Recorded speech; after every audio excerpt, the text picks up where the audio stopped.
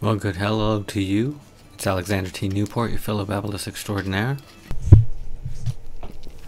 U.G. Krishnamurti. So what was U.G. Krishnamurti's trip? Well, from a very early age, he wondered about enlightenment, and he wondered about how to attain it. And apparently he spent 49 years in pursuit of this enlightenment, or at least, up until the age of 49. He said that he tried every way imaginable to attain enlightenment. And then he had this sort of like eureka moment of some sort, or maybe stages of eureka moment, when he was 49, where he realized that the thing that was preventing him from enlightenment was the search itself.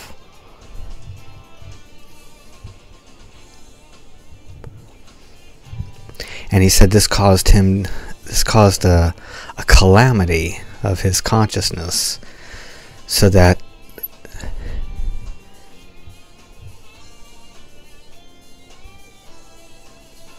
it's almost sort of a disassociation thing, that he was no longer able to identify any thoughts as his thoughts, any actions as his actions. He basically saw himself or felt himself as simply some sort of neutral witness. So he gave this example, and I'm sure you can see this on YouTube, the same video I saw. He gave this example where, with this sort of empty witness type of consciousness, he can look at a clock on the wall and look at it in wonder and not give a damn about what time it says.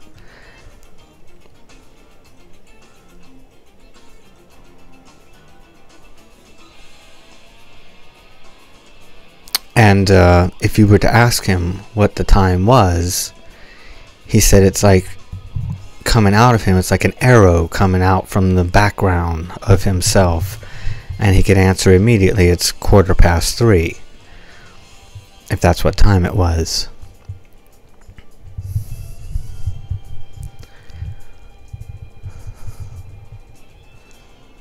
So he didn't understand the self, and he didn't understand where the arrow was coming from. Do you dig what I'm saying?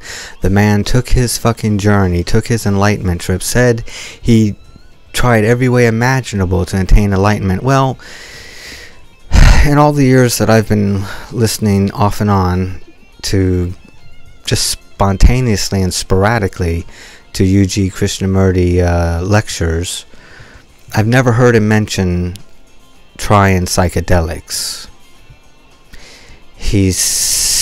I'm not sure. He may have. I mean, magic mushrooms were around back in his day. Back in, the first 49 years of his life, there were magic mushrooms around. There were cultures, there were societies, there was schools of higher consciousness and so forth that existed. He would have, it was available. Magic mushrooms were available. LSD was available. Mescaline was available. And I just get the impression, based simply on what I've heard sporadically and spontaneously over the years, that he didn't try psychedelics. He didn't want to smoke. He didn't want to drink. I don't think he tried drugs. I don't think he had any curiosity about them. Although you'd think he would have, being a sincere seeker on the path of enlightenment. He would have certainly heard about mushrooms, psilocybin. So anyways, now on the one hand, his eureka moment at the age of 49 and realizing that the thing that was preventing his enlightenment was the continual, perpetual search for it. And he realized that he somehow realized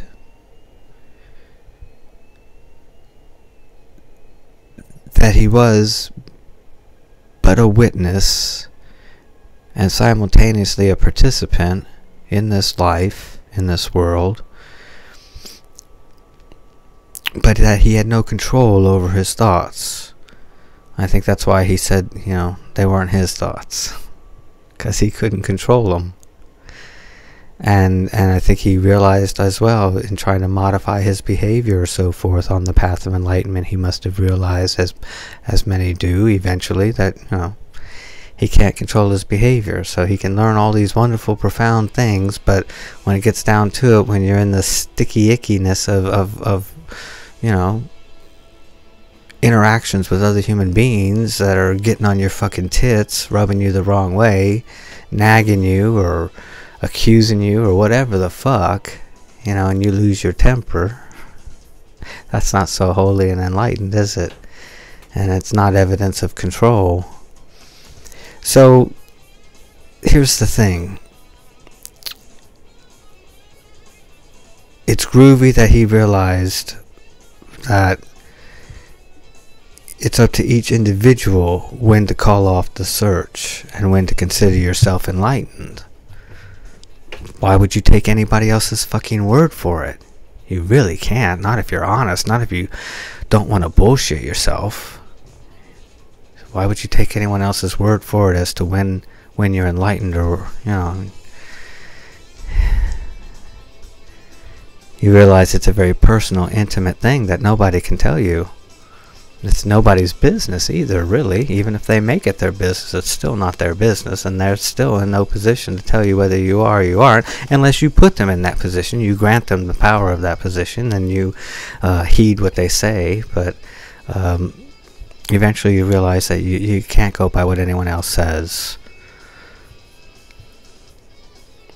And I think UG saw that in himself, that he couldn't be whatever the so-called gurus and teachers insisted that he must be to properly be on the path or to properly experience enlightenment. He must have realized, those guys are full of shit, and so if people come to me and treat me like a fucking guru, well, I gotta tell them, I gotta tell them, you're not gonna learn anything from me. Your life's not gonna change because of anything I say here.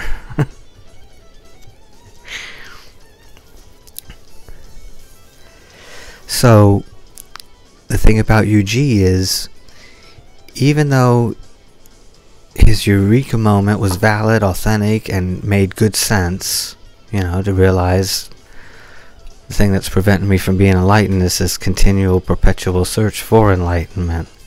And what is enlightenment? What is it? What do you think it is? What do you think it's going to grant you? You think it's going to grant you some kind of special powers? Going to be able to heal the blind? Going to be able to heal someone's cancer? Going to be able to heal your own cancer? You think it's going to give you special power over will? You'll be able to will people like Obi-Wan Kenobi? These are not the drones you're looking for. These are not the drones you're looking for.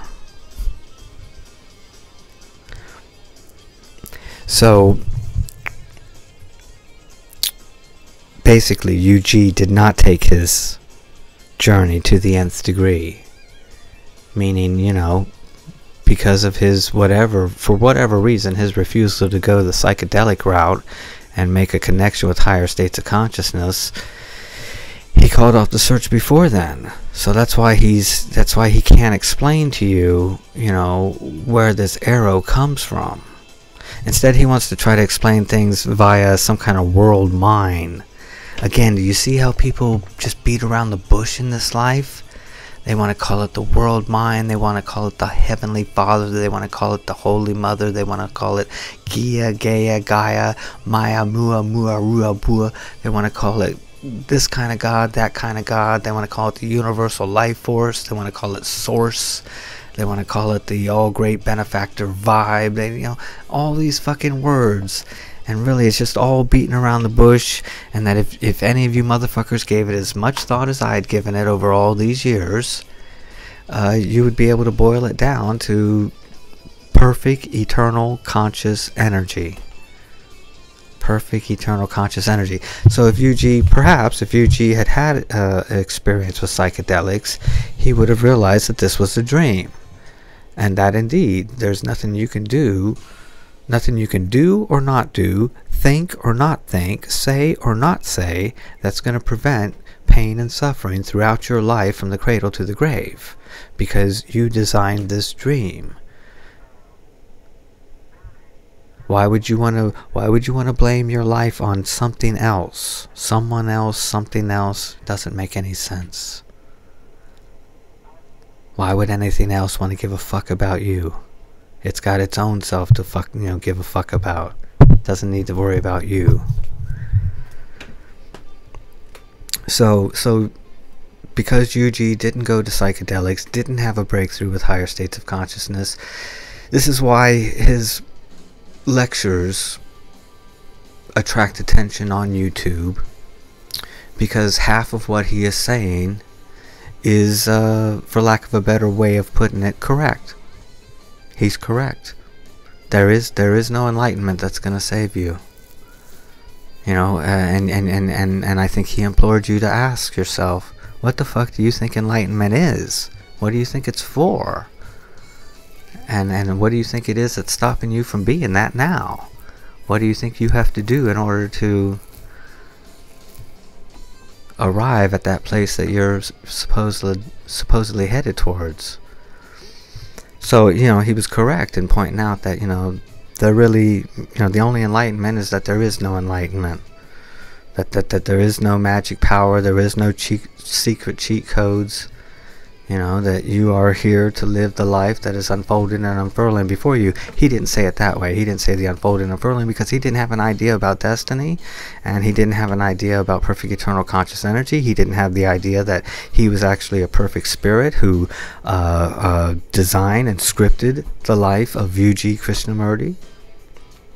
Instead, all he did was he just tried to be as factual and realistic as possible by pointing out that, he had this sense of self, if you will, that he was just this hollow, neutral witness to this thing that he was known to be, Yuji Krishnamurti, and he just tried to speak as rationally, clearly, factually as he fucking could. But like I said, then every once in a while there's these little flickers of things, world mind. There's no world mind, motherfuck. World mind, like it's some brain, some invisible brain in the sky that's controlling everything. It's just a very dull, primitive way of. If he was more sophisticated, he would have realized that it's not some kind of invisible brain in the world, that it is perfect eternal conscious energy, that every living being is actually a perfect eternal thinking, feeling entity, otherwise known as a perfect spirit, and that it planned out this life for itself in every detail, that it had eternity, it had unlimited time to script out this story to the nth degree, to every little detail. And because of that, there is no particular way that you can think or not think, do or not do, be or not be, that's going to prevent you from suffering off and on throughout your life from the cradle to the grave. And so really, what do you want enlightenment for? That's what you wanted enlightenment for. You wanted enlightenment because you wanted peace of mind. You can't help it. You're hungry for fucking peace. You're tired of being angry, tired of losing your fucking rag, tired of being pissed off, tired of being the angry young shithead, and you want some peace of mind. And you hear about this stuff called spirituality. You hear this stuff called meditation and yoga and Zen and a new way of thinking and being, so that you don't have to, experience these moods and these ups and downs, and you go and you pursue that stuff. And each one that you pursue, each school of thought, each new idea, it has a sort of honeymoon period that comes with it, where you actually feel good, you feel uplifted, you feel excited that you're trying on new ideas, new perspectives, new attitudes. And the thing is these fucking things wear off, as all honeymoons do. So yeah, it looks to me like Yuji had no patience for psychedelics.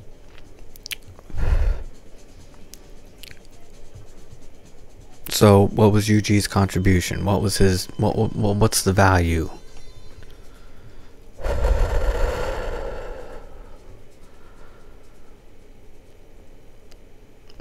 just that he was, seemingly quite consistent.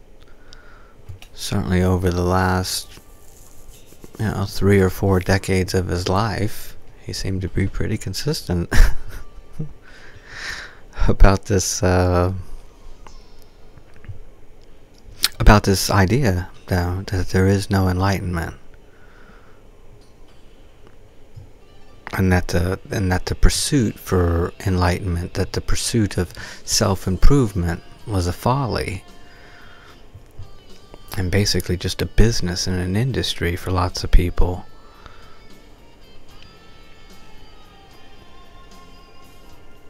But the reason why you watch him and you feel like you half get what he's fucking saying or where he's coming from, and you half can't quite fucking follow him, well, that's the reason. He didn't go the whole hog.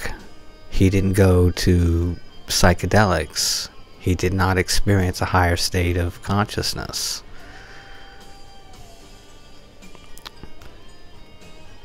His calamity, that he called it, which was what I call his eureka, may have exposed him to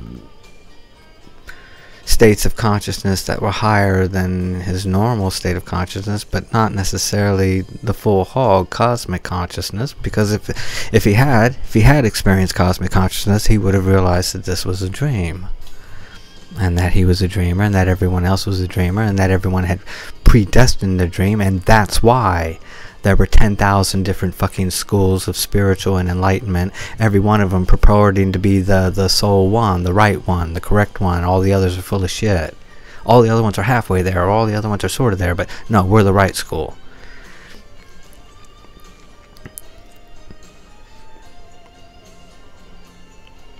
Because if there was any true enlightenment needed, every being would know it within themselves. They wouldn't need to be told about it. They wouldn't need books about it.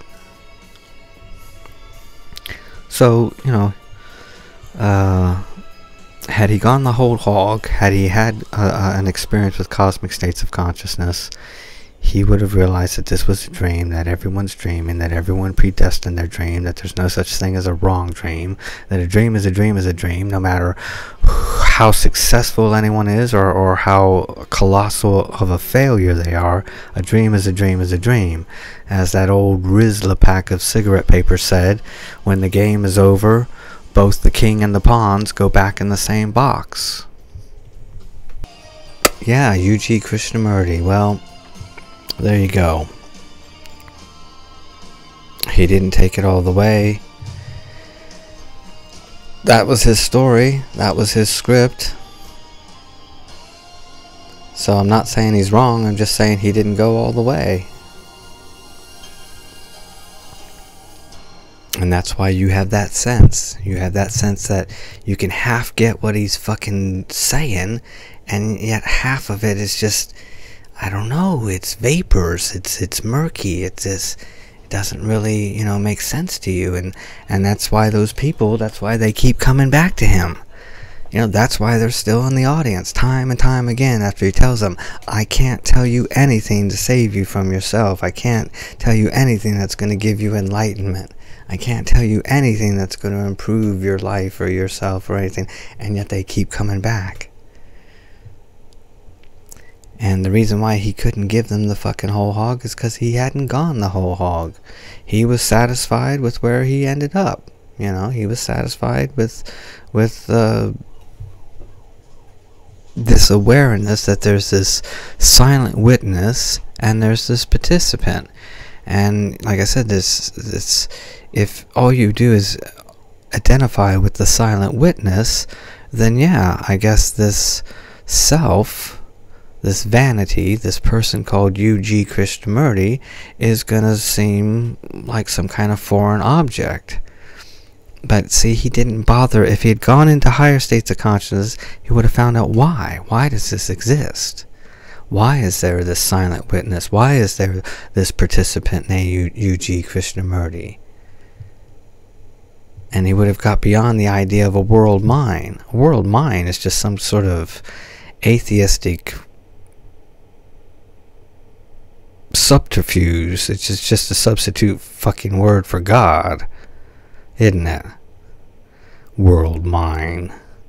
It's just like saying universal life force, the universal force. Well, you're mincing words, fuckface. You're still talking about a puppet master intelligence. You're talking about some puppet master intelligence that you aren't, that created you, and that is, it either is or isn't in charge of your fucking existence. Why would it give you fucking existence and then, but what, on the condition that it's going to judge you? How could you ever fall out of favor with that thing if it created you? Why would it create something that it could be ashamed of?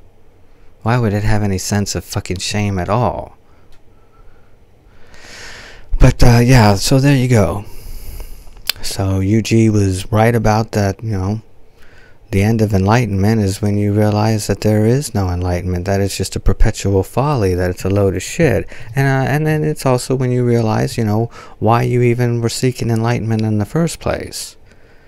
You know, you realize that it was indeed a folly. Your whole search for spiritual enlightenment began as a folly. It began exactly the same way that it begins for people who wonder, is there a secret way to win the lottery jackpot?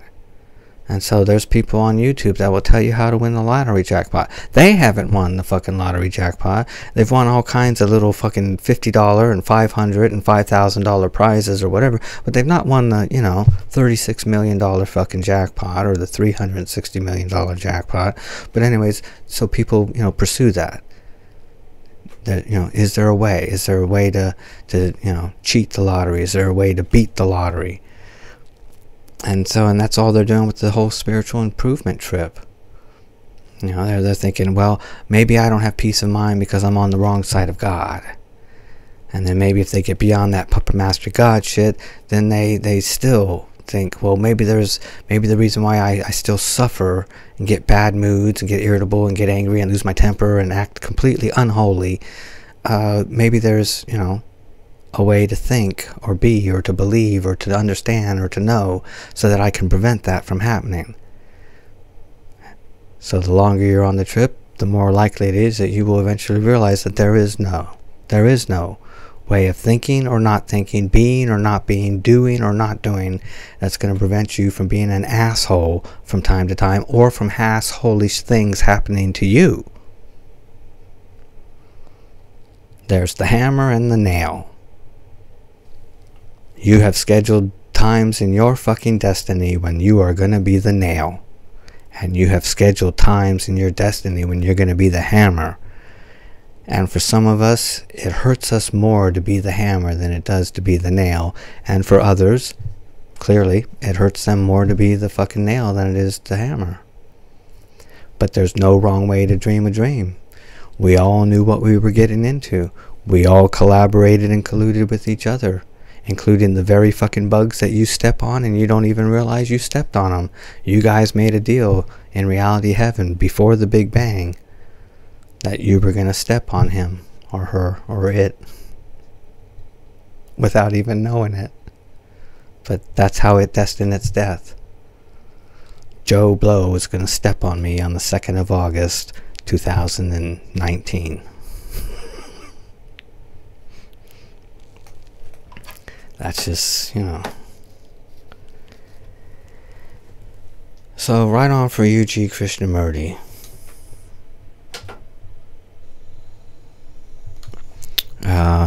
It's amazing he lived as long as he did. It's amazing that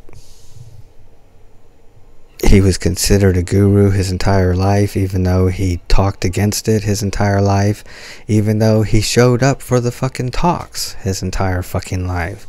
If you don't want to be a fucking guru, if you've got nothing to teach these people, why don't you go and fucking, you know, join the fucking Ford company? Remember where I left off, I was talking about UG Krishnamurti, and I was saying, you know, I mean, if he didn't want to be perceived as a guru, you know, why keep showing up for these fucking meetings? Was he making a living? Is that how he paid his travel expenses and his food expenses and his lodging expenses? Or did he live from an inheritance his entire life? I don't know. I don't know what the facts are, but again, I ask you, if he was not in, well, I mean, even if it was his way of making a living, if it was something he did not enjoy, if he did not enjoy telling people that, you know, you're looking to me for answers that I can't give you, that, you know, whatever I say is not going to set you free from whatever you want to be free from. If he didn't want to make a living from that, he could have found something else. And if he was wealthy enough to not have to make a living, again, if he did not enjoy sitting in front of people being perceived as a guru who says he's not a guru, then why keep showing up? He showed up all the way to his fucking deathbed. At his deathbed, he had fucking his followers or whatever the fuck they thought they were. Maybe they just thought they were friends or fans, fans, friends, friends, fans, friends, friend, fans. I don't know. But why keep showing up? So